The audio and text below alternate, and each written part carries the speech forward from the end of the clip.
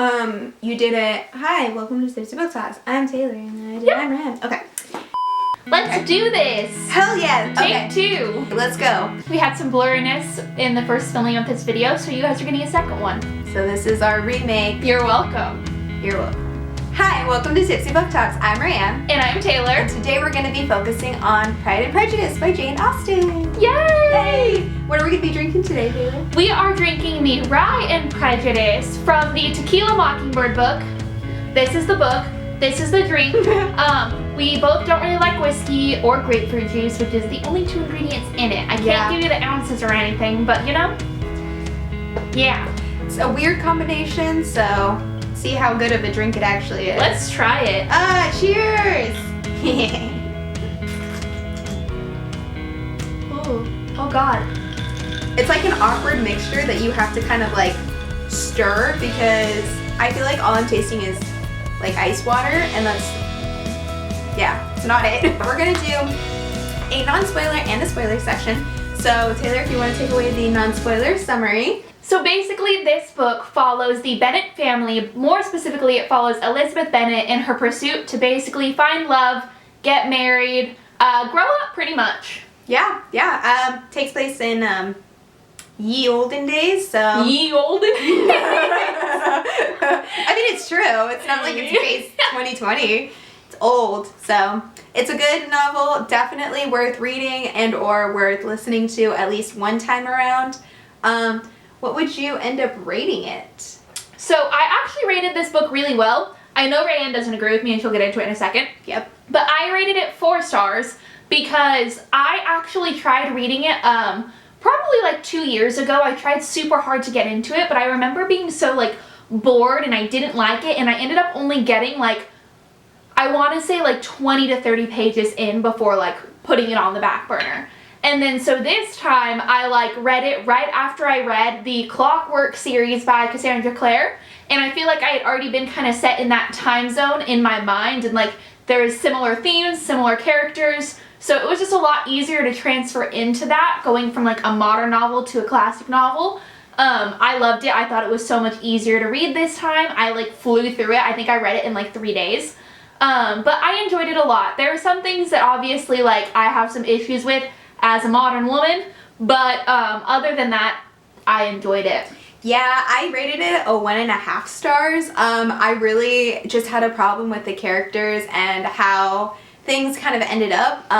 But for the writing itself, I really love Austen's work. I love how she writes. I think minus those specific characters, the entire novel itself is very interesting because it documents just society and what everyone did and how everyone went about, and it's very different compared to how life is now. So yeah, and I definitely recommend, if you love Pride and Prejudice, also read Austen's other work because it's all very similar. Like Sense and Sensibility, it's literally so similar, and like this writing style is exactly the same. It's so easy to get into. Yep. I really enjoyed it. There's a lot of like similar things going on that I was like able to like point out. Yeah. So I thought that was cool. Let's just do this. My ears are already getting hot. Cheers. Yay for agreeing to disagree. Spoiler section. We're gonna do our favorite and least favorite character. So personally, my favorite character in this novel is actually Mr. Bingley. Dude was just the life of the party. Like so literally, cute. like he is always described as being just like super charismatic, super kind, like always there to like basically just talk to people, hang out with people. He isn't super like sticking to his class, so definitely he doesn't really care what your class is or like what your personality is, what your gender is. He definitely is one of those guys who can kind of get along with everybody. Yeah. Love him for that. He's a sweet kid. I actually really liked Mr. Bennet a lot. He's a sarcastic asshole, but I kind of just like that about him because That's dad way. it's a dad thing. He feels very fatherly. I'm like, yeah, he reminds me of like a friend's dad or something that I would go to the house and be like, oh, okay, cool, Dad. And then it's just his banter with his wife I also think is really funny, even though there's clearly a hatred underlying of it. They hate each other. But like, you know, it's just, it also feels very old-timey couple that I'm like, they've been together for a long, long time. Mm-hmm. So, but yeah, I think it's great. However, my least favorite character is, well, characters are probably everybody else's most favorite characters, and that would be Mr. Darcy and Elizabeth Bennet. And you're more than welcome to come at me in the comments. It's fine. I have settled my opinion on this.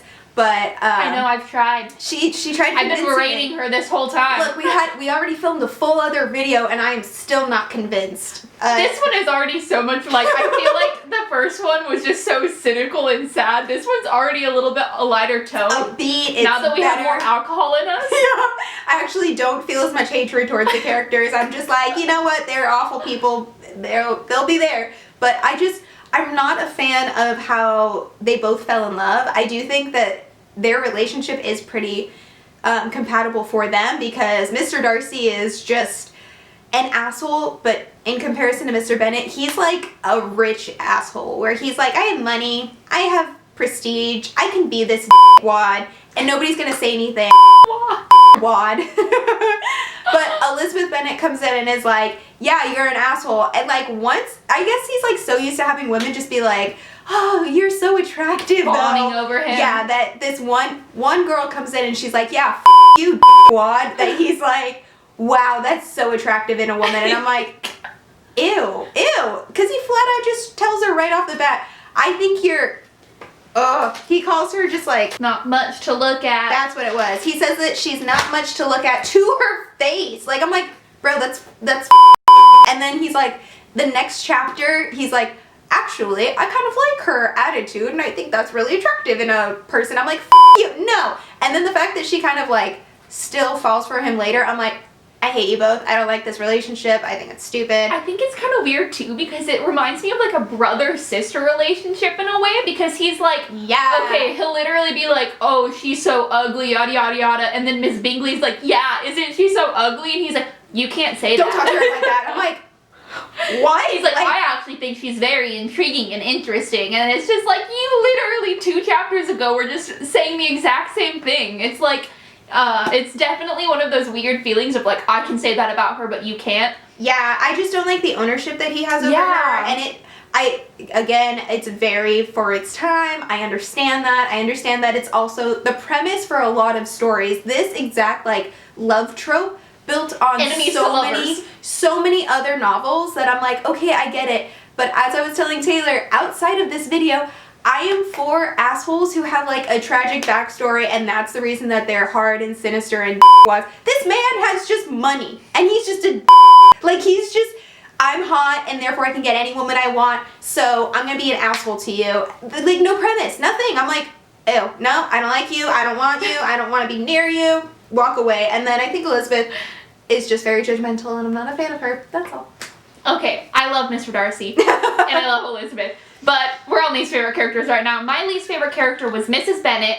I thought she was terrible to her children. Like, literally the way that she talks to her daughters and about her daughters can be so evil. Like, first of all, she like body shames them. Second of all, she like completely is like, her whole entire life is just trying to marry them off. And it's so sad to see that. Like, no matter like whether the man is good or has any good intentions with her, it's like, does he have a little bit of money, and can we marry you off now?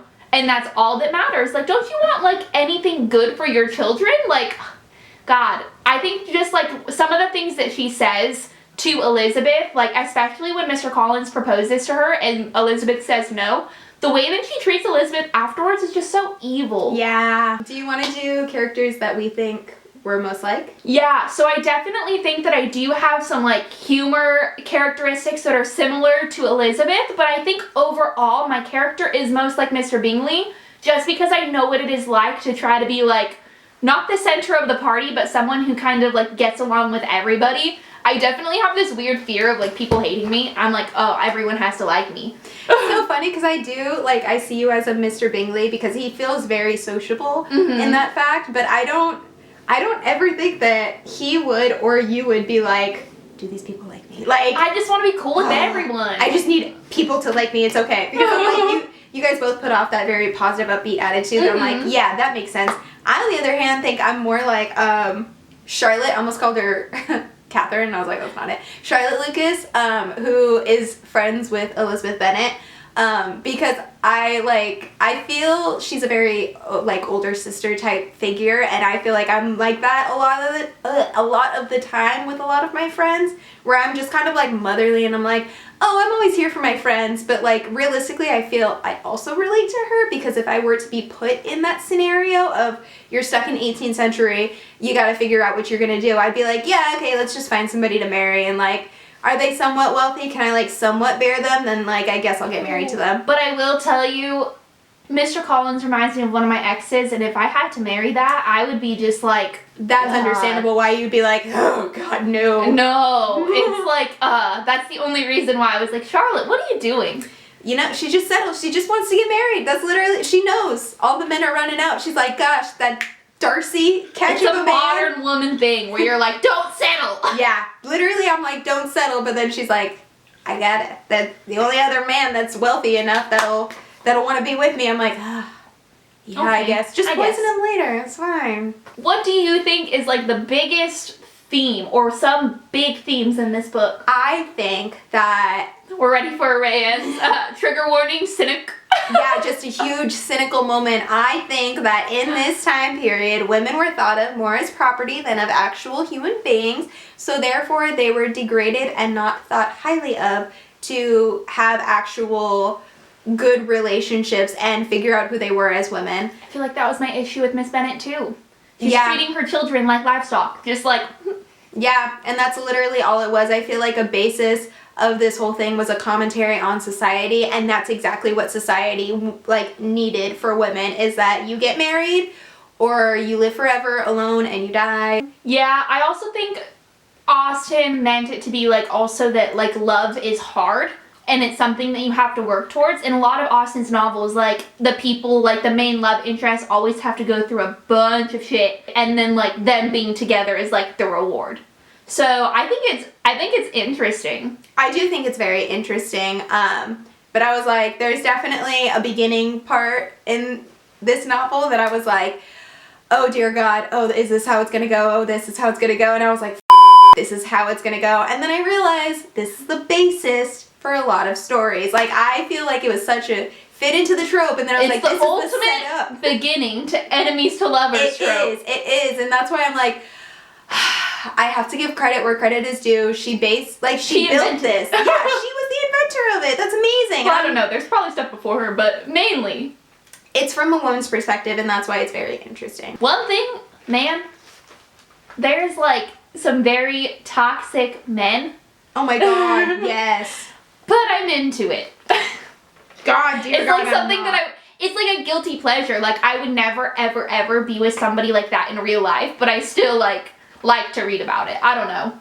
Oh my God, That's really all I can think of. I can also, I think maybe too, just like learning from each other, because I know in so much of it, like, since they started off not liking each other, like, they did learn a lot from each other. Like, Mr. Darcy really pointed out to Elizabeth that she was judgmental and never gave people second chances, and she started to open up and really pay attention to that, whereas Elizabeth basically showed Mr. Darcy that he was very, like, classist and, like, pretty much just didn't even pay attention to anybody who was below him and thought that he was the top, and he kind of, like, lowered himself and started doing more charitable work and, like, helping out the people around him. So I think there was also something to be said about, like, learning from your partner. Yeah. And, like, growing together in love, but, you know.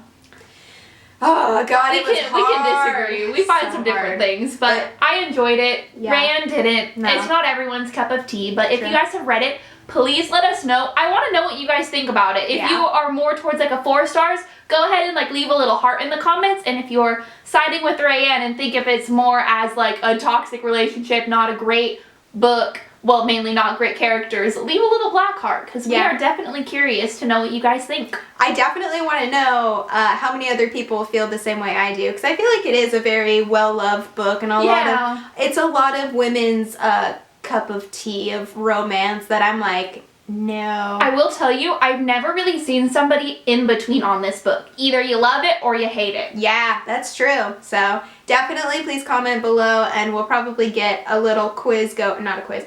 We'll probably get a poll going on Instagram too to see what other people have to say on this matter. But yes, so please like this video and subscribe if you haven't already. We have lots of fun content coming out for the month of November, so stay tuned. Please let us know what you guys think down below, and thank you guys so much for watching. Bye! Bye, everybody. Oh, cheers! Action!